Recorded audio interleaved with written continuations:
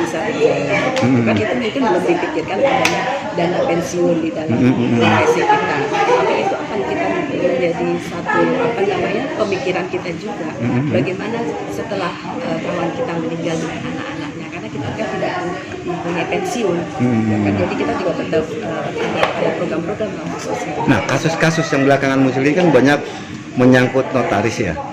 Batam muncul kasus, terakhir ini Jakarta Timur muncul kasus, kemudian Surabaya. Akan seluruh Indonesia, bukan hanya di Jakarta.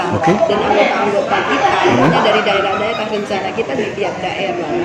Jangan bilang nanti ini ada unsur X lagi.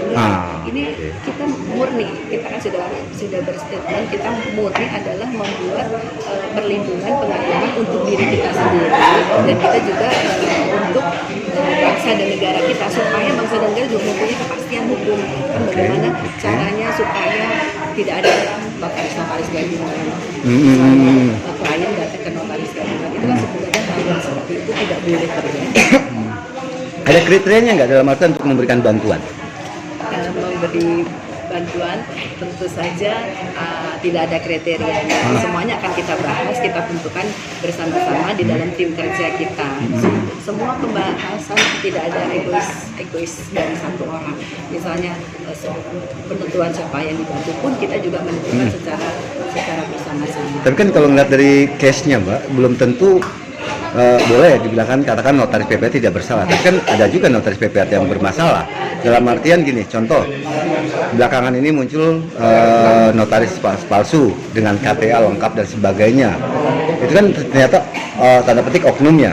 Apakah itu menjadi maksud saya YKCI ini apakah asal bantu, nggak peduli melihat, yang penting dia notaris PPAT, atau memang ada kriteria yang akan dibantu? Asal itu notaris PPAT, kalau dia bersalah hukumannya kita ringankan. Kalau dia tidak bersalah kita bebaskan. Jangan kalau dia bersalah biarin aja dia masuk penjara, emang dia begitu orangnya, nggak begitu. Itu kan bagaimana juga tetap kita kan. Jadi kalau dia bersalah ya kita ringankan, kita usahakan supaya hukumannya tidak berat gitu. Mereka kan juga bagaimanapun kita berjuang dulu bersama-sama, kita tumbuh secara bersama-sama. Pasti ada jiwa ininya ada gitu, kita ada empati, kita tuh pasti ada. Jangan sampai empati kita semua ada, itu yang membuat adanya notaris-notaris gabungan. Nah, dengan berdirinya YKCIHI ini, Yayasan Komunitas Cendekiawan Hukum Indonesia, apakah Mbak Oti sebagai pendiri tidak khawatir kan kita mengenal ya namanya Ikatan Notaris Indonesia, Mbak pun bernaung di INI, bernaung di IPAT. Di dalam INI dan IPAT itu kan ada yang namanya bidang pembelaan terhadap pengayoman dan apakah itu bisa melindungi seluruh? Betul, dalam artian gini, apakah Mbak Oti nggak khawatir nanti dianggap tanda petik sesuatu oleh kedua organisasi tersebut?